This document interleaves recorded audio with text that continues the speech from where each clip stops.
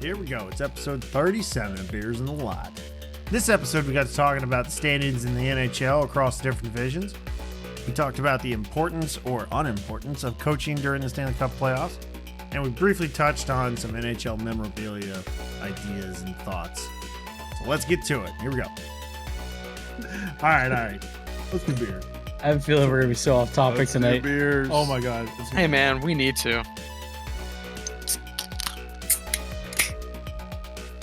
Guess I'm the lone wolf on Team Can tonight. Yeah, we got these beautiful glasses now. I've been practicing my pouring. It's a little better. That's only like a millimeter of head. It's not even enough head. I didn't even do it right. Did you have a short bottle? No, it's not a pony bottle. It's a Sam Adams.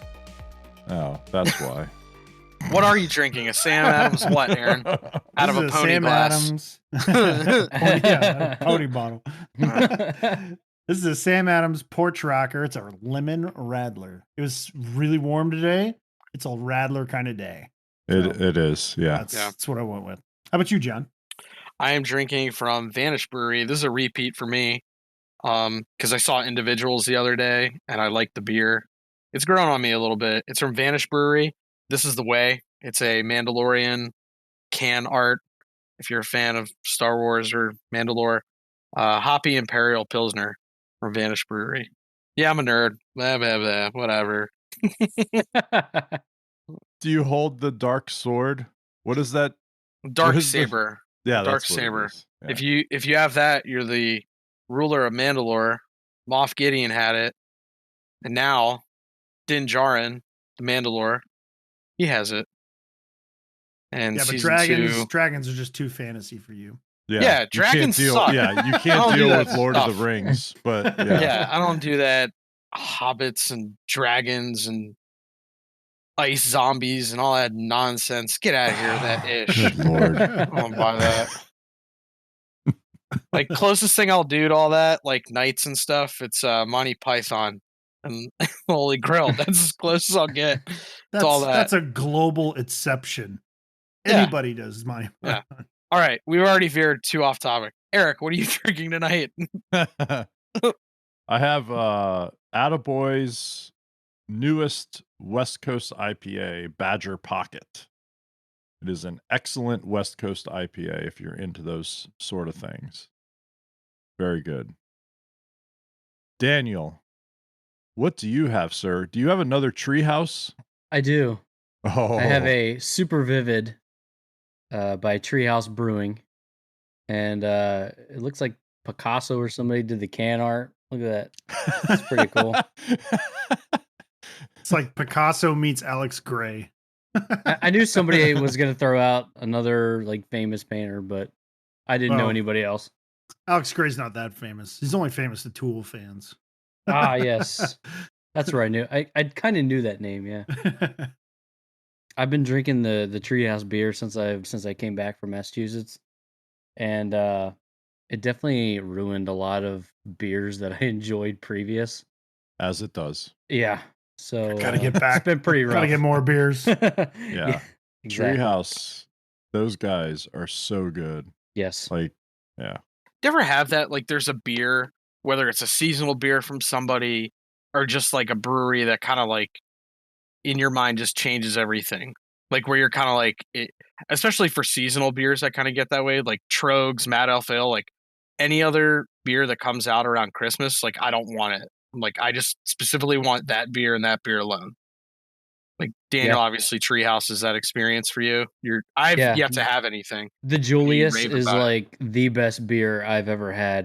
But yeah, like John, you're talking about like a single beer from Trogs, right? Like Trogs makes good stuff, but like the Mad Elf at Christmas time, like that's a must have. Exactly. When you go to Treehouse, right? And you like they don't distribute or anything. Like you have to go to them, right? And, like the Shaolin Temple, you go there. Yeah, exactly. Except it's in Massachusetts. So yeah. But like but like you go there and you get the beer, and it's everything they make is amazing. Everything. It's not like, oh, the Christmas time one is really good, and then the springtime one is really good, or whatever. Every single thing that they brew is like 5-star beer. It's amazing. Yeah, I'll have to make a pilgrimage, I guess, at some point up there. Yeah, let me know. Absolutely.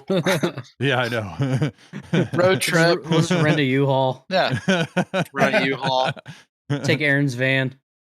Yeah. How about some hockey? There's hockey going on still? How about some hockey? So I was looking at this. Huh? We were talking about the divisions and everything, right? So how some of the divisions seem like they're kind of unbalanced and whatnot. I think it's kind of telling that certain divisions have playoffs, like teams that already have playoff spots already locked up, and other divisions don't. Some of the divisions, some of them you expect. We expect the East. There's no playoff spots locked up in the East yet because it's too close. It's Thunderdome. I mean, there's like five-ish teams that are just 6-ish teams that are really just all vying for those 4 spots, and nobody's got them locked up. But then you look at the West, and the West has 3 teams already have their tickets punched. That's a very uneven division, if you ask me. But the most even in terms of like win percentages is actually the Canada division, the North division. The teams up there have lower win percentages than the teams in the other divisions. So remember how we were saying that we thought that the Canada division, I mean, we thought that maybe they're weak, but maybe they're more balanced. It's kind of hard to really pinpoint that. I mean, they're only playing each other, of course, but that definitely tells me that division's a little more even than the others. And what do you guys think? Well, I'll chime in on the West, and then I'll let Eric, I guess, and Danny kind of fight over the other ones. But the West, like, I think we all kind of figured out Vegas and Colorado, they're the class. Not just of the West, but NHL. We kind of knew that. LA, Anaheim, St. Louis, or not St. Louis, sorry, San Jose, we all kind of thought I think everyone kind of expected that team not to really make a push for the playoffs, right? I don't think any of us thought. Arizona was that one wild card, right? Where you could kind of go, maybe they sneak in, maybe Minnesota too to some extent. But I think that division, the way at least it's shaping up now, it's kind of how we all thought it would. There was no shockers to me. Minnesota's playing great. I mean, I don't think I pegged them to go to the playoffs. I actually think I may have picked Arizona instead. But other than that, I mean, they're all pretty close. St. Louis and Arizona. But the other 3 teams, Minnesota, Colorado, Vegas, we kind of figured the top 2 teams, at least, they were going to be there. Right. But if you look at the points, Minnesota's 1 point behind Colorado. Like, it's close. They're playing, at least in their for the season, they're playing the same kind of level as Colorado is in terms of getting the wins. Yeah, I agree. Which I don't think we would have picked that. But we also didn't factor in the Kirill factor, who has made that team exciting and has single-handedly willed them to some victories. So we couldn't have foreseen that, obviously. But yeah, Anaheim, San Jose, Los Angeles. Yeah, I think we all kind of insert fart noise. So Danny, Eric, I'll let one of you guys tackle the Scotia North division really quick, the Canadian division. What do you make of that? I've been really surprised that Calgary has not been up there. Like, yeah, Calgary. You guys had Calgary pretty high. Yeah, I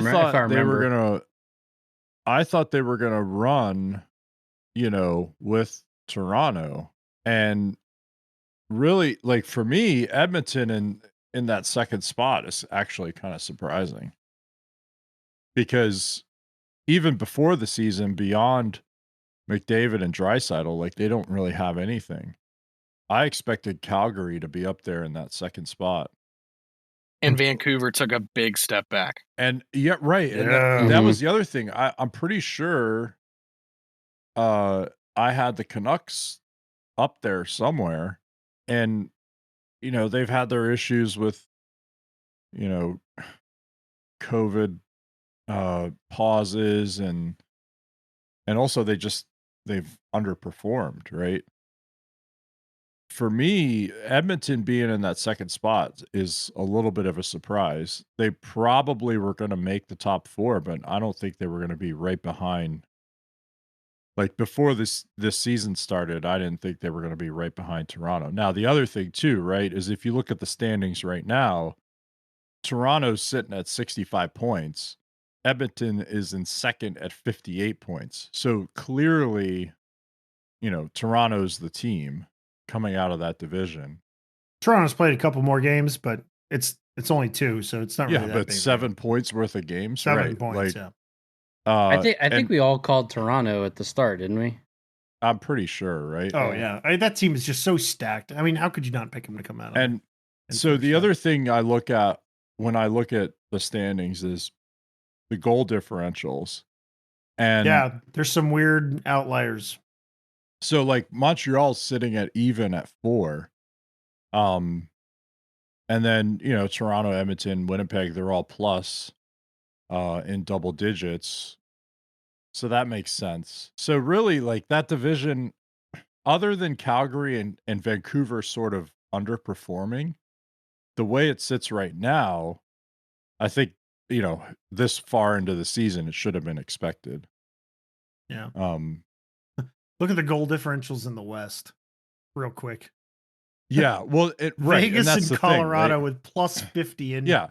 It's Minnesota's plus 28 and everybody else is minus. Yeah, it's 2 teams.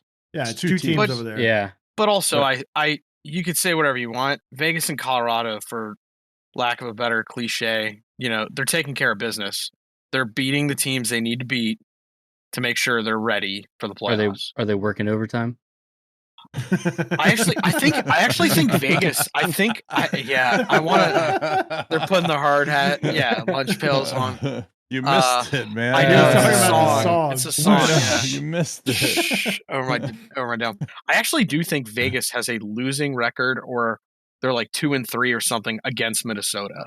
I think Colorado's done a good job against them. I think Vegas is a game or 2 under against Minnesota. But maybe really, that's where Minnesota's got their points from then. Just that one little swing in the stats. Because if it is like 3 games or so that they dropped, then that's 6 points. That 6-point differential would put them much further back. Obviously, they'd be nowhere close to Colorado. I don't think it's the fact that Anaheim only has 14 wins. You're right.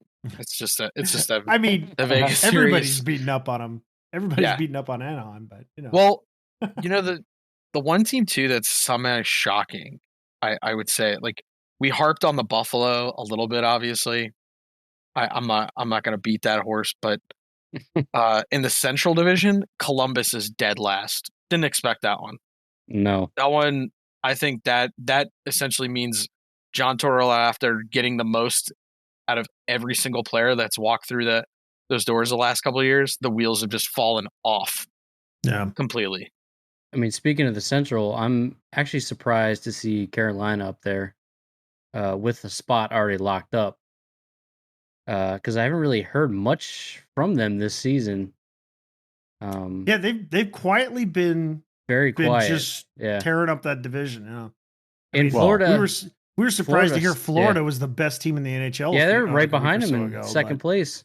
Yeah, but now Carolina's even past them. Look at that. But really look at that division. Yeah, and even before the season, I thought, and I'm pretty sure I said it on here, that division was the weakest division in the NHL going into the season. Right. So if Carolina wasn't in a playoff spot, there's a problem, right? Right. Like people should be looking at Rod Brindamore's job and like whatever, like because they probably have one of the best defense cores, the blue lines in the league. Maybe goaltending was a question. Maybe it wasn't. That's a question mark for me personally. And they have a decent top 6 coming in. There was a question about secondary scoring. They're getting it. They've had guys come in and out for injury.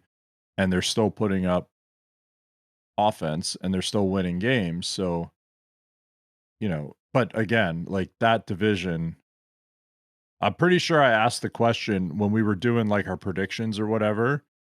I'm pretty sure I asked the question, like, which division has Detroit and Chicago in it? Because that's the weakest division.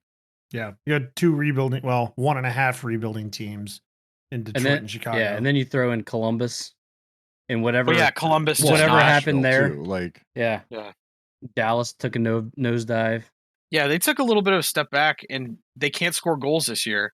Partially, Sagan, I know, hasn't played a single game. I don't think he is going to play with the hip surgery he had, but it's kind of like all those problems that they had last season just reemerged this season. Like the bubble, everything that happened in the bubble where they were getting, the timely goals, outstanding goaltending. The goaltending hasn't been much of the issue. Their issue has been goal scoring. And you would think with like some of the guys they have, that wouldn't be a problem. But for whatever reason, pucks aren't going in the net. Be interesting to see how it all shakes out. I mean, the East, we can talk about the East real quick, but it's thunder. There's 5 or 6 teams that are still in the running for spots. I mean, yeah, it's nuts. Philly is not out of it yet, I don't believe, but they've got an uphill battle to try to get ahead of. Talk about a scumbag team that just ruined, like typical Flyers stuff. Like, they're a cup favorite. They're going to do really well, yada. And then they just murder everybody. Like, nope, we're going to be horrible. Well, it's because Carter Hart took a shit. Yeah. Where did he go? What happened to him? Yeah, I named my fantasy team after him, and my fantasy team is doing as well as he is. You're right. Yeah, because Philly started off all right, and then it just all like almost over the course of like 2 weeks just took a nosedive. No, nothing's gone right. We look at a couple of the Ranger games where they put up like 10 goals each game on them and completely ruined their goal differential. I'm sorry, like Mika Zibanejad's next contract, whoever is negotiating that, like his agent, is going to put those points in. Like Rangers management should say, like, we want to see his point totals and everything minus the Flyers games. Like we don't want to see his point totals with the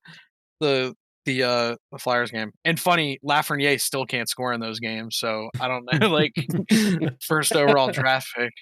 Ugh. Yeah, they have the worst goals against in the league. The absolute worst. 177 goals against. Excellent. Yeah, good. Oh, I mean, sorry, I'm talking Philadelphia. Philadelphia has the worst goals in the league. Yeah. And we're saying good. Yeah, that's good. Well, yeah. Well, what's nice though, guys? During our lifetimes, we have never seen the Flyers hoist the Stanley Cup. It looks like that's going to continue. So that's right. We're all good. People don't forget. Yeah. Take that, Gritty. Okay, Philly lost again tonight. Oh, weird. To New Jersey. Whoa. Brutal. The rich get richer.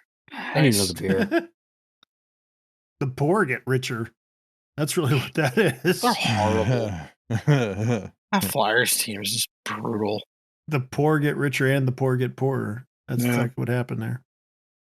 I'm ready for this season to be over. Start the playoffs. Yeah, seriously. Vancouver has like 4 games after the last day of the year. Because they were delayed off COVID? Yeah, so I don't know. I don't remember who they play off the top of my head, but if I was like Toronto or Montreal or Edmonton, I wouldn't want to play those games. Well, why would you want to play those games? Because they're on your schedule.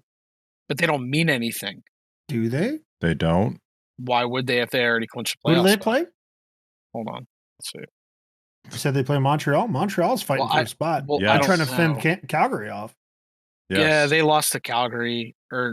Montreal won last night. Calgary, I don't think that's the nail in the coffin there, but it's close. It wouldn't surprise me if Vancouver's games, if it's Montreal and Calgary and Winnipeg, they probably do care. They probably want to get those games played so they can get more points. Or at least have the opportunity to get more points. So the last day, or it looks like it's only 2 games because they compressed it. One's against Edmonton, one's against Calgary. So the Calgary one most likely won't mean much. Unless Montreal kind of... Edmonton's only a point ahead of Winnipeg. So they may want those points too. Yeah, maybe. I don't know if they're going to catch Toronto for the first spot, but Montreal's going to do anything in the playoffs if they make it. No, they'll probably win the division now. You said that. That's how it goes. Yeah. You say that they're going to be a pushover crap team, and then they have a Yaro Halak who doesn't let any goals on 150 shots. Everything's always the opposite in the playoffs. Yeah, everything's the opposite. Like team like Dallas, with Montreal. Yeah, Dallas can score. Montreal shows up. Like teams that have good special teams, they have good PK, good power play. It goes to shit in the playoffs. Yep. Teams that are like score all these goals and get all these shots and shot attempts and all this shit, it all goes away in the playoffs. And then the other teams seemingly like rebound and like get the opposite of that. Like it's weird, man. Makes no sense. No. It's almost as if like the teams that do well in the regular season, it's like everybody actually figured it out, like why they're doing well and knows how to beat it. And they just sit on that info until the playoffs. And then they use those weaknesses. They use the weaknesses they found to win games or whatever. Who knows? Or it's the short series format, right? So you just got to win the 4 games in a series. So like it's a different style. So, the teams that found success in the regular season, maybe whatever they were doing, it doesn't work in those, short 7-game series format or whatever. Also, it's just something weird about Stanley Cup playoff hockey. It's almost like you have to will yourself to win. It's really, the seeding almost doesn't matter. It's like once you get there, just get in. It's whichever team wants to win it more. Yeah. They'll win it. Yeah. And you can really see that in most series too. Like you can see a team that just wants it more. Yeah. And you can pretty clearly identify that by, I don't know, when a team's up 3 games to something, then you can tell which team really wants it more. Well, in two, especially the playoffs, I think I know Boudreaux always got so much slack for this, and I'll be honest, Dan Bylsma, at least from my recollection, he had this problem too, where whatever they had during the regular season, it worked really well all the time. 9 times out of 10 worked every night. In the playoffs, they kind of figure it out in a short series how to shut it down, where maybe for 10 games it would work, but these 4 to 7 games, it's not going to give you anything. And the coaching staff, and I would even say players to some extent, if you don't want to adapt and you consistently want to do the same stuff, it doesn't work.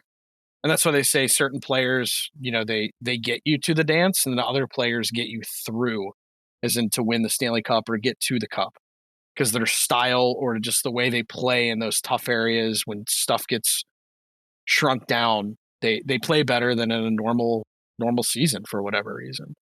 So you kind of said it there with the coaches. Like, do you think that it falls more on the coaches in the playoffs? They have to change their systems maybe to something else that the other team is showing them?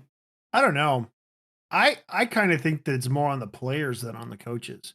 Like, sure, there's adjustments to be made on, like lineups and matchups and all that stuff. And that's all pure coaching, of course. But I think that it really boils down to what I said before about which team wants it more. And I think that it has to be the total team effort. You can't just have a couple guys that are like, we really want to win this and are trying to be leaders. It takes the fourth line guys and the guys in the press box just dying to get out there and get to those pucks in the corners and win the little battles. Like it has to be the entire lineup, and they all have to believe that they can take it all the way. And if there's any doubt, then that's a missed puck battle or something like that, and it could go the other way. It could end up in your net. And I think that it's just got to be pure belief and will and desire to win. I think that's key. I would definitely think coaching and players that analyze the game at a high level too. Like they see different looks that either a goalie or defense grouping is doing something specific on a power play or penalty kill or even on a breakout or something. They need to be able to process that at a high level and adjust on the fly. And I think coaching staffs too need to identify that in game. There are little things they change. You have to notice that. Like coaching, especially like video coaches and that sort of thing, they're analyzing the crap out of their opponent, and they're utilizing what they come up with in the analysis to equip their players to be able to win in situations where they're seeing repetitive patterns or whatever. So if they find that, this guy on the other side always does this when he's in this particular situation, well, if you can equip your players to identify that and then know what to do and then be coached on what to do to counteract it or to spin it to their advantage, then yeah, obviously that's where coaching does come in. So, and maybe I undercut it when I was saying it before, but I think it's everybody just has to be all in the same mindset that what I'm doing is going to get us to the cup. And that's coaching level down, even ownership. It's the whole org, everybody has to believe. I think that's really what separates a cup winning team is willpower. Well, I think this year is going to be particularly difficult. Like a lot of people say, oh, the travel's light, yada yada, with all that. But in the playoffs, to get out of your division to get to the semifinals, you have to beat a team or two teams that you've seen all year. Somehow you have to figure out something different to not only beat that team, but you have to figure out how to beat them 4 times while their coaching staff is doing the same thing. And then after those 2 series, you got to turn around and play another team who you have zero knowledge of how they play on ice level against you. And then you got to do it again in the Stanley Cup final. That's going to be tough. Where do coaches do their work in practice? And when you're in they've been in sort of a compressed schedule during this season. They haven't had a lot of practice time. In the Stanley Cup playoffs, you don't have a lot of down days where you just have practice days. You're going every other day. Usually in the days in between where there's no game, you have an optional skate, so they're not having full practices. So whatever the coaches are trying to get to the players, it's going to be in, video meetings or whatever. And yeah, maybe you could pick out little details here and there, like, this is how the other team's going to break out, or this is how we need to enter their zone, or whatever it is. But you're not going to be able to make big changes to what you were already doing because you can't practice. Like you're not going to have the whole squad on the ice for a good bit of time to work on some things that you want to change. And so I've always been of the mind that even in normal times in Stanley Cup playoffs, like the coaches really are kind of out of it. Like they're setting the lineups and they're figuring out matchups, and that's very important, especially in a 7-game series, where you're seeing the same people and you're going to deploy your players against the other team's players in a very consistent fashion, where it's almost, if you look at forward lines, it's almost like 4 games within a game. Yeah. But aside from that, like they're not really doing a lot of like coaching because there's no real practice time. There's no time to teach on the ice and make adjustments. Right. At best, you're going to see an assistant coach with an iPad saying, here's what we did wrong on this last time we were on the power play or whatever. Like, right. And that's probably the extent of it. I mean, right. In terms of teaching the players, you can't do that in the playoffs, really. You don't want to change too much. And in this situation where they've already seen some of these teams like 7, 8, 9 times, depending on what division you're in, for me, the coaches are almost irrelevant because the players know. I mean, you see you know how to play certain guys. You see the same people, you know what they're going to do, right? We talked about it last week. Yeah. So they've seen each other 7, 8, 9 times now, depending on what division you're in. The coaches are almost irrelevant other than like, hey, I think this line matches really well against this one. And I'm the home team, so I get last change. And so I'm going to match and, do whatever I can. Like that's their role, I think, is going to be minimized. Right.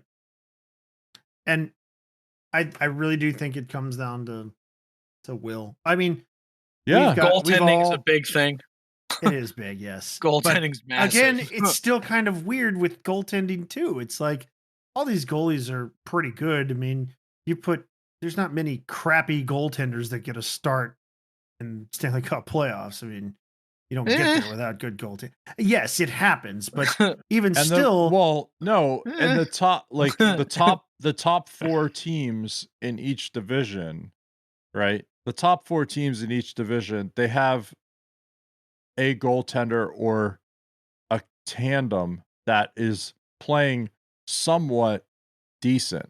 Like you don't get to a playoff spot with a goaltender that has, a sub 90 save percentage, right? And even if you do, then how many times have we seen a goalie who just performed like mad through a playoff run? Oh, absolutely. And then just disappeared during the regular season. Khudobin last year. Khudobin, Halak, Varlamov. I mean, there's that list is very, very long of goalies that have done this. But I really think it comes down to who wants it more. And we've all had the benefit of seeing our team win a Stanley Cup. And I know in 2017 or 2016, less so in 2017, but still there. 2016, when the Pens won the Cup, they never ever looked like they were going to lose. It was the whole way they looked like they were going to win it. Like never ever like had any of the heart palpitations like we did in 08 and 09. It was like we just knew. I mean, the 09 Cup versus Detroit, we didn't know because it was so evenly matched. And that's why it went to game 7. That's why it was a 1-goal differential with a, Secret Service save at the end of the game. Like it was that close, but both those teams wanted it that bad. I don't know. It just seems like that's the intangible that you can't put any stats on. What's Ovechkin's lower body injury, by the way? Did they release that yet? Or does anybody know what his lower body is? They're not going to release that. But did you see anything? Like, is it a knee, a foot, anything? Nothing? No. I saw some video of like him down in his home gym with his kid and like the stick rack he has. Like, oh, it's probably awesome. It's every stick he's ever used. Like at least one. So they're like old CCM vectors and shit. Like a bunch of. He has warehouses. Like he has like an attic at his home in Russia or something that's like full of. Well, I think that's he has all of his shit. Yeah, he has a museum of his own shit. Yeah. That's like his dad's area, though. Doesn't his dad still lives? No, it's his area. Well, it's both then, but yeah. Well, he has like other player sticks too. Like he collects them from other players. It's awesome. Yeah. He keeps all of that stuff. Like every single milestone stick or puck or whatever it is, like he keeps all of that shit. I mean, why wouldn't you? If you played in the NHL, would there be a player you would ask for a stick from? Like currently? Just one player. All of them? Well, no shit, all of them. There's one guy where if you're playing against him, you go like, hey man, can I have a signed one stick? One guy? For me? Just one guy currently. Oh man, come on now. I got way more than one guy. Just one guy. Just one guy? Mhm. Yeah, I'm just curious. One guy? Just one dude. Who knows? I can't choose just Any of one them. guy. Any of them. That's why it's tough. I just ask everybody that I line up against, hey, can I have your stick after this game? They're going to tell me no. Well, no, I'm saying, well, yeah, because you're a fourth liner or like a Who are guy you? that just No, takes. You're a guy who just takes warm No, up. you can't have my stick. This is my stick. No, they do that. Like I they'll, play with they'll like this ask stick. the trainer. Like they, I need this stick. yeah. If I was playing and I actually could ask, it would be like Crosby or Ovechkin. It'd have to be You said one. just one. You just Yeah, I said two said guys. one or. Well, I would say McDavid, Crosby, or Ovechkin. Yeah, Obviously, I'm sorry. like Sorry, that's a boring answer. Those are the guys I'd pick right now. That's not like, yeah, you get their stick and then what? Put it Yeah, in like- put it on my you wall. have a museum of sticks. Yeah. You have a museum of stick. Yeah. You have one stick. Of stick. A museum of stick. Come see museum of stick. Touche. Like, Come see the stick. you guys know, like I have. the stick. Yeah. We got bonsais, right? It's like Is that the one you got? it's like shenanigans. I have a Zednik. Huh. I have a Oh, Zednik Zednik. stick, Uh-huh. and it's signed by all the '98 Caps team. But like, I got it because a friend of my dad's had it, and Give me this. he was not really a hockey guy, so he knew that I was, so he gave it to my dad, and he gave it to me. But like, I don't go after that kind of stuff. Like, I don't. Like, Yeah. yeah, whatever. I actually have a piece of hockey memorabilia I bought myself for my birthday. It's arriving this week. Yeah, what'd you get? Can't tell you. I'll show you. Whose I'll do an unboxing. jockstrap Come did you on, get? man. I didn't get anyone's jockstrap. Okay. I bought it on the auction to Now we benefit the can't Hockey use Hall that. of Fame. Now we can't use that Well, you still can. because you didn't Just cut say that what it part out. was. It's cooler if I show you. Is it? Like, actually, for thing. me, it is. You, To me, it's badass. It's Lanny McDonald's mustache comb.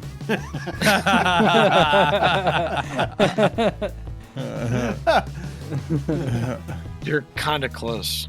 Who I got you good, you fucker. It's a signed Jofa with Lanny, whatever, something. Whatever, It's yeah. got a helmet. No, because he used the Makita. Nope. All right, whatever.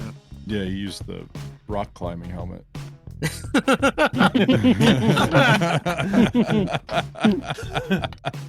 All right, that'll do it for this episode. Thanks everybody for listening. We'll catch you next week.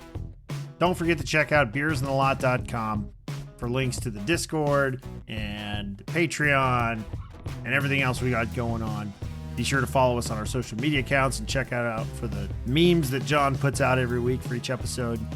And if you want a Beers in the Lot koozie or pint glass, be sure to sign up on Patreon for the appropriate tier, and we can get you one of those.